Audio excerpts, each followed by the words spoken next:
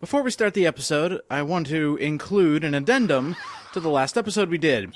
In the Japanese version of Resident Evil 4, the part you play as Ashley is actually in old-style Resident Evil mode. It is at fixed camera angles all over the place. When you get attacked, it goes back to the regular third person that you know. But this is something I completely forgot to mention in the last episode, so I figured I'd just throw it in here. I don't know why they decided to just keep it full third person for the American audience. Maybe it's because too many people complain about tank controls here. But I thought this was amazing when I first saw it.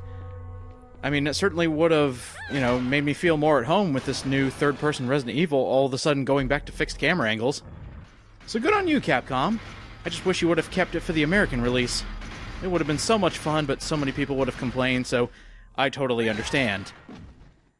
Anyway, just figured I'd show a little bit of footage here. Let's get back to the episode. What's going on, everyone? It's the Niskel! Welcome back to Resident Evil 4. After Ashley gets back to you, everything you collected as her is just given straight to Leon. And I love the fact that you can pick and choose where to place things. It makes everything just so much easier. There we go. Thanks for the ammo, thanks for the health. Now for a phone call.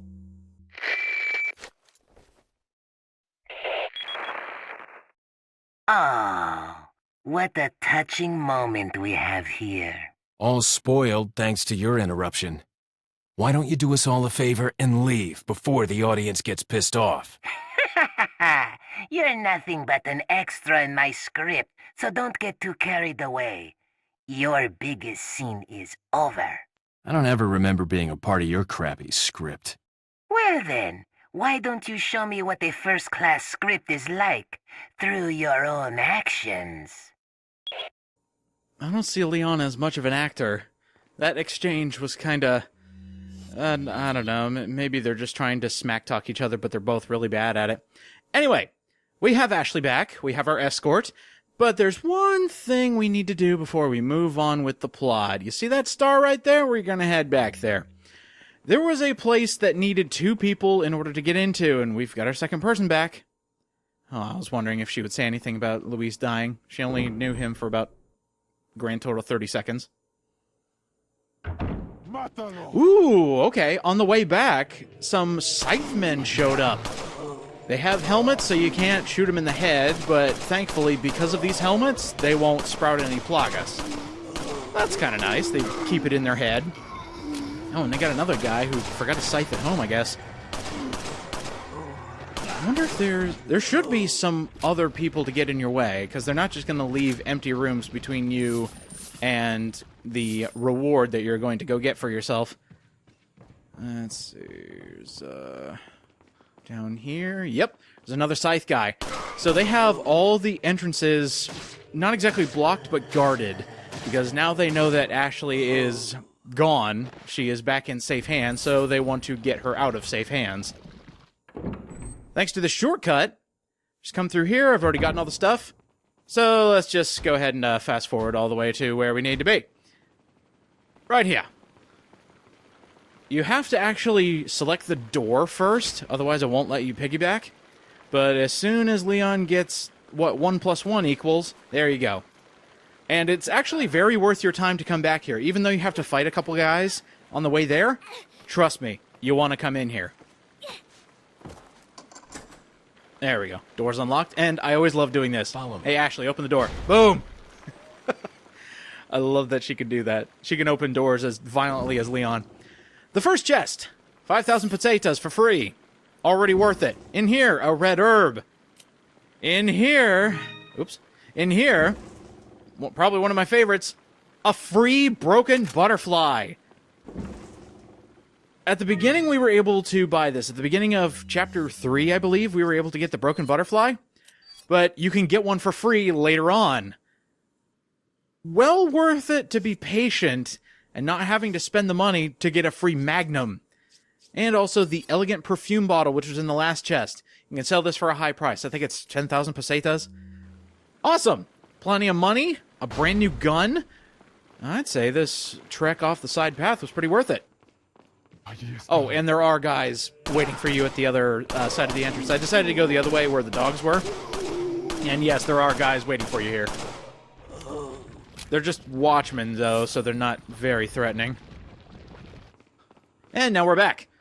Hello! I want to sell a lot of stuff, actually, and I also want to buy everything that you have. Mainly upgrades for the Broken Butterfly. Now, me personally, I adore the Broken Butterfly as a weapon because it helps me get through bosses extremely easily. Now, later on, there's going to be something to contest that, but I personally like the Broken Butterfly a lot more. There is nothing new. Oh, and since we got one for free, there's only one of every gun that you can buy. Since we got a free one, all of a sudden the merchant lost his other Broken Butterfly. Thank you. We're all loaded up. We are ready for war. Let's actually move on with the story. I already picked up everything around here, and this part, I always consider Chapter 4-1 to be extremely long. So much so that there are going to be 3 parts to this chapter alone, because there are just a lot of steps to this one. And the funny thing is, I really hope speedrunners figure out how to skip getting the 3 parts of the Chimera for the puzzle, because if they do that, they shave basically almost a quarter of the game off. It's ridiculous. But there's our objective. Be right back, Ashley. Wait here. We gotta go play with fire. Yep, we gotta go play with fire. Even though I kind of don't like this part, but then again, I also do. Good stuff, bad stuff, that's basically the castle in a nutshell. Yeah, we got a room full of lava and dragon statues. And all for that chest right up here. Why does Salazar have a room like this? Especially when you have guys who can operate the fire-breathing statues that move on a track. But the best part about these tracks is you can either kill the guy and have it spontaneously break, or you can do another thing. You take out a dragon statue, you get a reward. That's how this room is going to work. But if you take a look right there, you see they have like little hinges that are a different color from the rest of the chains. You can actually take those out and get a free kill.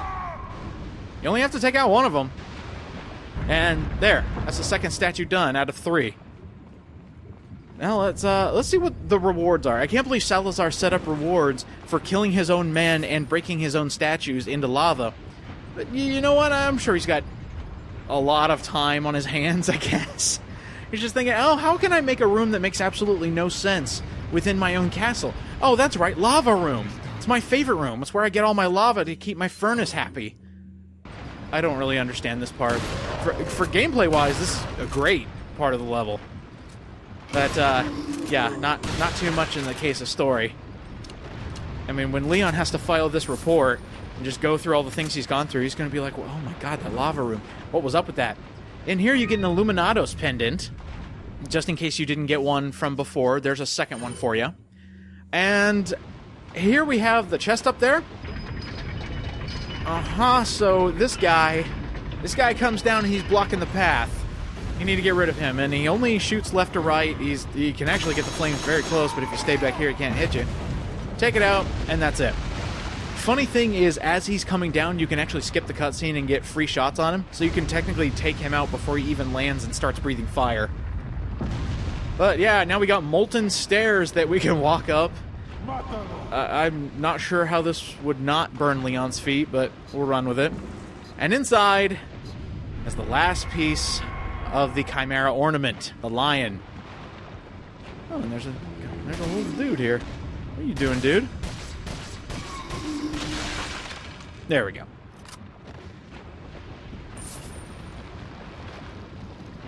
I'm wondering if this is the part of the game where they were running low on ideas. I don't want to say they ran out of ideas, because there actually are a few good ideas still left. But you'll see what I mean when we actually move on. Like this room right here, specifically for gameplay, that's the only thing I can think of. And when we actually leave this place, Let's actually get there. Let's get out of fire lava room. Out of nowhere. And maybe this place... let's try to think of a canonical reason on why this place is here. Maybe this powers the castle. Like, what if this molten lava is actually powering the castle and all of its non-electricity? I just realized everything is a candle. So, you know what? Never mind. No canonical reason. Unless there is, and I just didn't read too deeply into the fake lore. Anyway, 4-1 has a lot of transitions like this. Instead of just walking to the next part of the castle, let's just transition there. Hey, all of a sudden we're in a different part of the castle! Not saying it's lazy. I'm saying this is where the well is running low, and we have to save our best ideas for something else. Although it is nice not having to backtrack all the way back, because guess where we are? Loading. We are back to where we first met Salazar. We made a full round trip to get back to here with all 3 pieces of the ornament. Okay. I like it. It's good design. Making sure you don't have to backtrack so much that it gets annoying. We just make a full round trip.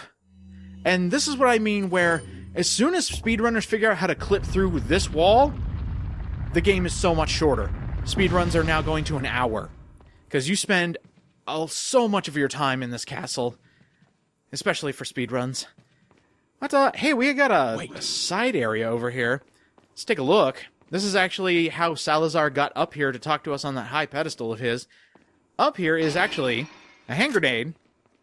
And free money. Always got to check the paintings. And also, if you weren't that observant, this is where you would find the gem for the elegant mask. This is where you'd be able to see it. So, very nice design. Just in case nobody looked up. I don't know why you would. All of a sudden you see that gem and you're like, oh, okay, cool. I'll remember that for New Game Plus. Follow me. Let's see, nothing over here, nothing over here. Brilliant.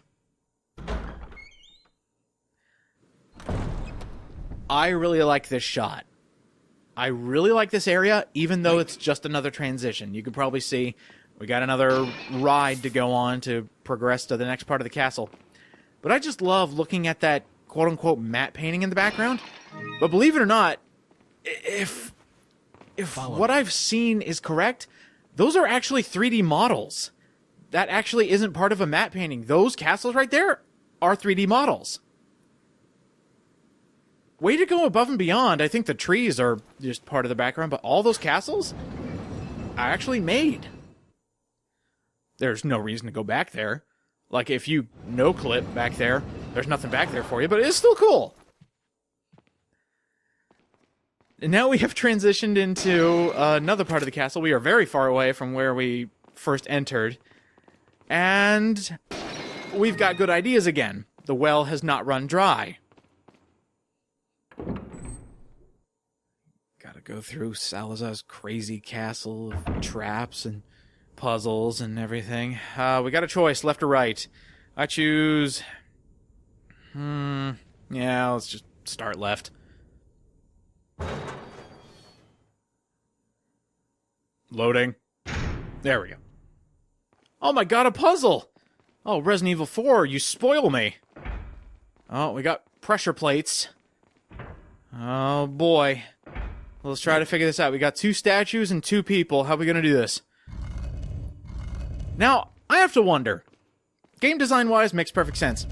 I'm gonna call into question that Salazar thought, you know what? I should make something in order for them to advance.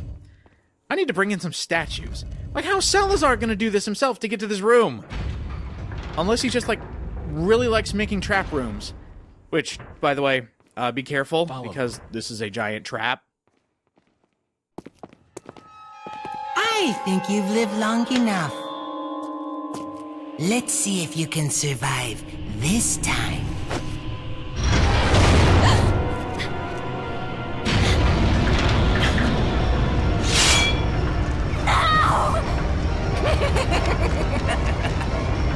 Oh my gosh, what are we gonna do? Hey, what's this light do? Bang. Okay, maybe this one will do something. Maybe this one.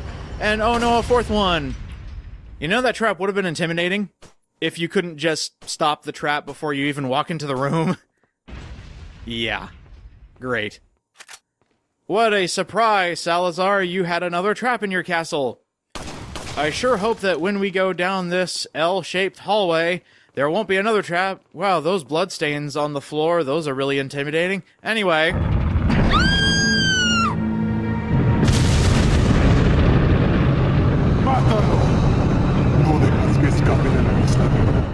This is a part where if you're doing a challenge run and you don't have a sniper rifle, this part can actually be intimidating.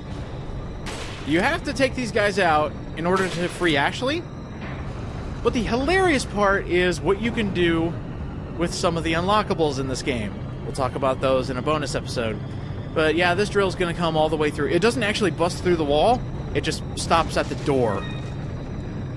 It is literally just a timer for you to save Ashley.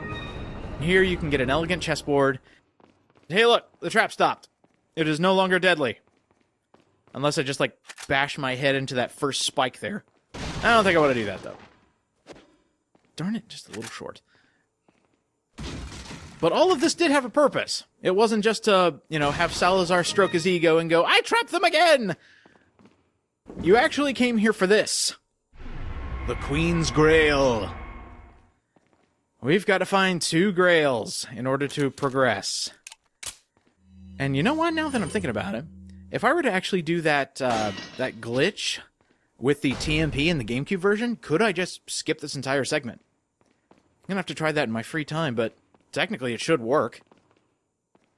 Can't actually go through there thanks to Salazar's hand-activated closing door. I wish I could do that. Not just like snap my finger, but literally just raise my arm and my door closes for me. That'd be so cool. Ooh, there's a side room. Yeah, let's hit up the side room first. I don't want to go down there yet. And safe haven music.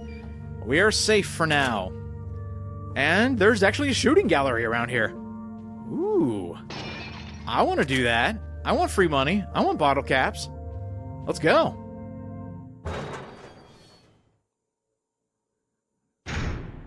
Every time you find a new shooting gallery...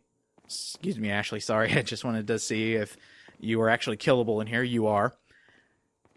When you find a new shooting gallery, there will be a brand new version of the shooting gallery to participate in. We're going to go with sniping again, and we're going to go through the new option. The background is still the village, but you can go to game type B. This has a whole new formation, and with the new game types, it'll also increase the difficulty. Like, for example, having targets behind an Ashley standing. That's an easy way for you to lose 1,000 points. I will say the difficulty isn't too bad since we're just on game B. Until a little later. When we get into a different difficulty, then it just gets ridiculous. But most of the time you can just hit all the targets from the very middle, which helps a lot because you don't want to be doing a lot of moving because you're also timed on when you can destroy these targets. They don't stay up forever. Oh, and now we have moving Ashley targets. That's new. Have I said new enough yet? Oh, wow. 54-50. Not a bad first score. Skipping ahead a little bit, we're going to go to the B game's second version. After you get 4 bottle caps, now we have to deal with long range. So this is where the sniper rifle would come very much in handy, but you still don't have to. If you have the pistol and you're really good at sniping with one, you don't have to worry. But then you got guys all the way down there. And this also means that you have to be paying attention to that Salazar piece. No more will the background open. You gotta watch for him. Just like the first game, the second version of the game makes it really easy for you to get Salazar heads. There's a good example. Just has the dynamite guy and 5 targets, shoot them all, Salazar. And I want to see how many Salazar heads I can actually get. This is the last one. There's 1. There's 2. So that's 3 Salazar heads in about 30 seconds. Giving you a really good score. I mean, even if you accidentally shoot an Ashley, you could probably salvage it with how many Salazar heads you can get. That's all. That's the 6 bottle caps. This is how I'll do all the shooting galleries from now on. So let's take a look at those bottle caps. We get to focus on the villagers now. Here's Don Jose. Looking very nice in the remastered version. I think this is probably one of my favorite models, is Don Diego. Really like Don Esteban. Really like his yell. I also like that one because it sounds like he's doing it through, like, slack-jawed motions. He'll save you with his chainsaw, Dr. Salvador! And the rare one. The Bella Sisters. We only had to fight these two once, but they get their own rare bottle cap. Very nice. Oh, we've got one of the two grails. Let's use the rest of our money. We actually have a lot of stuff to sell. See what we can upgrade, since the merchant doesn't look like he has anything new to buy. We've got a few Spinels, a few Velvet Blues. Holding on to that butterfly lamp, just in case. Illuminatus pendant and the elegant chessboard. Look at all that money. Let's spend it all. Thank you. What are you Rifle and the TMP have some upgrades. Firepower, capacity, reload speed.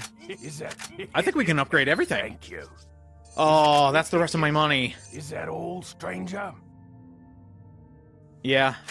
Spent all of our money. We've got one of the two grails that we need to advance. Next time on Resident Evil 4, we're going to continue Chapter 4-1. Trust me, it's a long one. See you guys next time.